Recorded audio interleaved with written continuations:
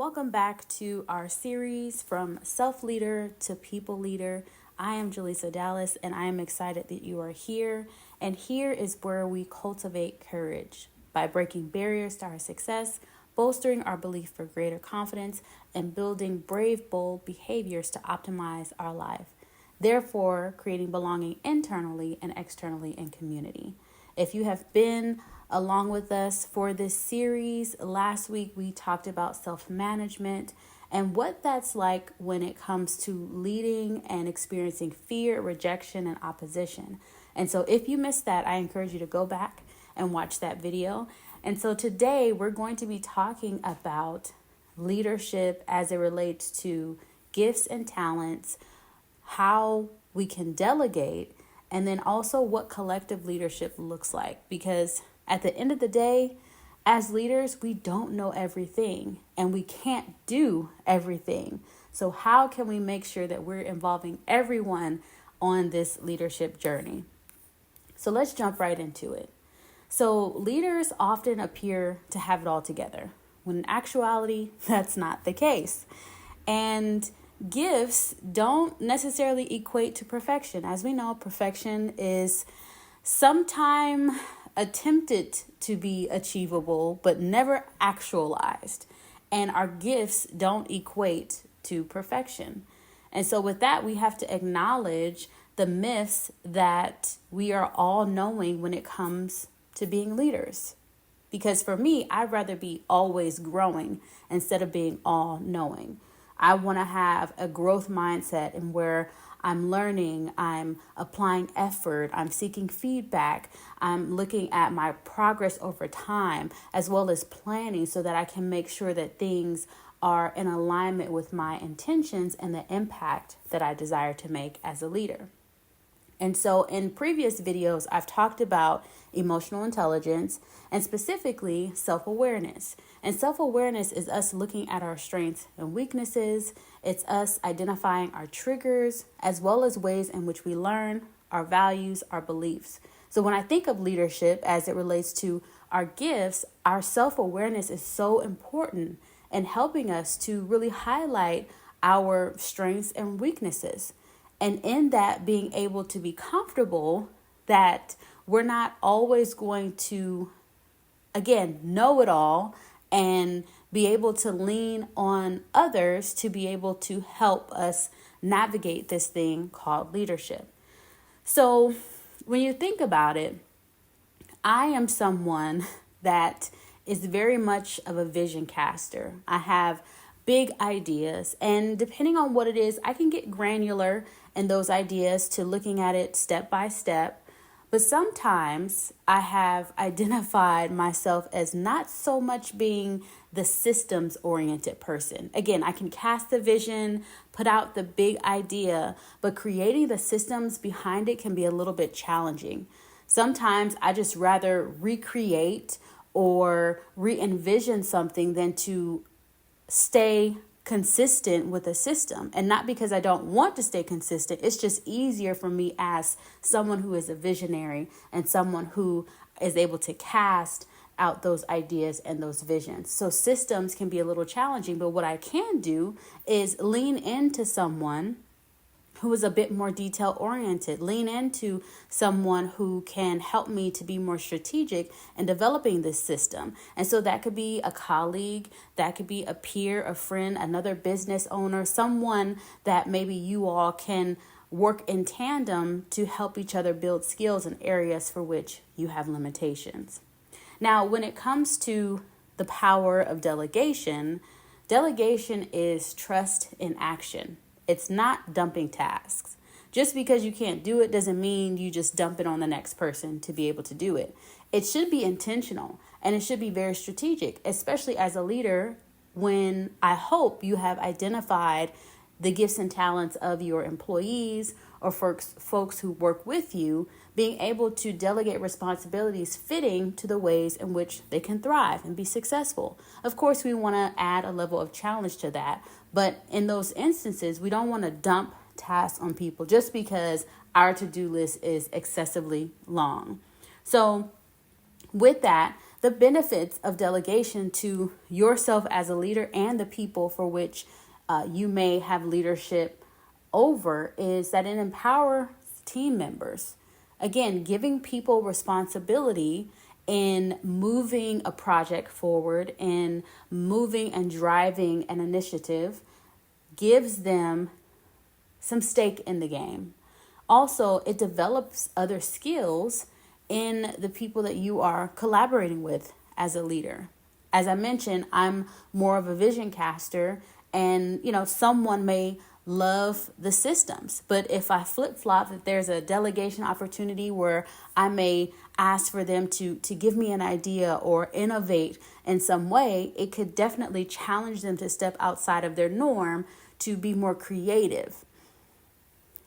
Also, when it comes to the benefits of delegation, it frees leaders for higher level focus.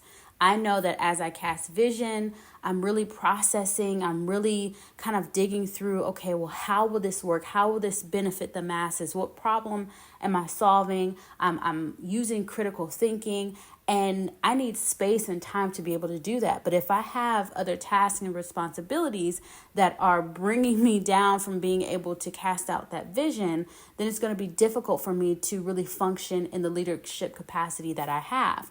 But if I'm able to delegate, again, I'm able to focus on more high level initiatives, goals, aspirations. And so for me, I have the opportunity to currently lead a group of students and alumni at the university that I work for.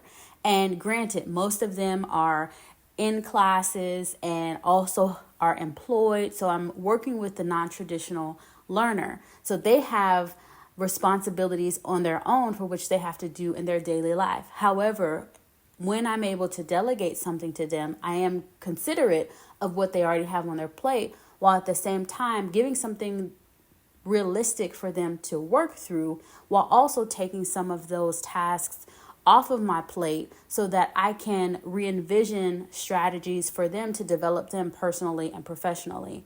And this is going to help them to deepen their skill capacity in certain areas that they may not have been able to build before. Now, there are pitfalls to delegation, and I have been one who has experienced all of the above that I'm going to share, one of which is burnout. Burnout, the weight of literally not wanting to get up and do anything, man, it's a struggle for sure. There is bottlenecks that happen when we don't delegate, meaning everything has to go through one person. It can stifle progression, very much so. And then it also disempowers teams. Teams are just kind of waiting around trying to figure out the next thing to do because you have all of this going on. They have nothing to equip or empower them to do the next thing. You will notice likely a lack of initiation, a lack of innovation, because again, being a bottleneck, you prevent them from expanding into new territory to do the things that they're skilled in. And so finally, we're going to talk about collaborative, shared, and collective leadership. I love this because for me, it's all encompassing. It means we're doing this thing called work, life, community together. And I believe that is what we are made to do. That is what we have been designed to build, is connection and doing things together. Hence why belonging is such a necessity in the world that we're in today. And so let me break each of these down because they are defined a little bit differently. But collective leadership is bringing people to the table to solve and decide together. Whereas shared leadership is responsibility is distributed. And then lastly, collective leadership, everyone's strengths contribute to the whole. I don't know about you, but again, that breeds belonging. That breeds us working together for a common cause, for us to set the intention for what we're trying to do to create greater impact. And so in this particular instance, when we're talking about collaborative, shared, and collective leadership, This matters because it brings about a diversity of thought, it creates more buy-in, and it sustains leadership. So when you think about teams, when this leadership is collective, it tends to produce more innovation, and we are able to avoid blind spots that maybe if one person was leading or a small group of the masses were leading, we would potentially hit blind spots. But with the masses being involved, and again, the collaborative, shared, and collective leadership, we can avoid some of those blind spots taking place. So in a nutshell, and thinking about how you can potentially apply this to your life and knowing your gifts and talents and be able to delegate and then providing that collaborative, shared, and collective leadership, identify your own gifts, but also be willing to stay in a place of growth. Me, I have identified my gifts in various ways. There's a book that I enjoy is Understanding and Knowing Your God-Given Gifts. And it's by Katie and John Fortune.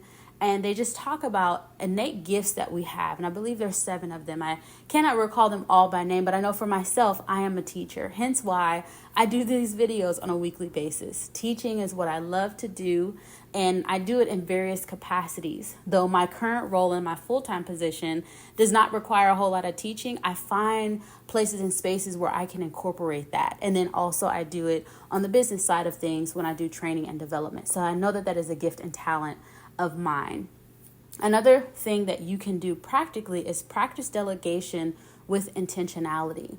Identify maybe some of the tasks, the responsibilities, the assignments that you have that not just you want to get rid of because, they're a waste of your time and you don't feel like, you're too superior to do this particular task, but identify something that you might want another perspective on, that you might want some insight that you may have not gotten before, and have one of your colleagues or one of your employees tackle that assignment with some, maybe ground rules or some instruction on how you want that to look, but then have them to produce that outcome and then have a conversation around it. That's how you can be intentional when it comes to delegation.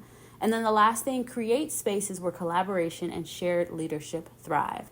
We want to create psychologically safe places. If people don't feel that they're being heard, seen, or valued, they're not going to contribute to the leadership initiative. They're not going to contribute to whatever it is that you're trying to create or build. So we want to create a space for that.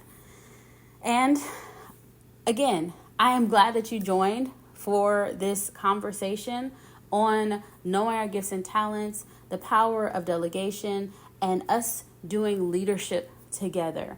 And I want to encourage you, go ahead and like, comment, subscribe, share this with someone you know. And until next time, let your soul work be your best work to a better you.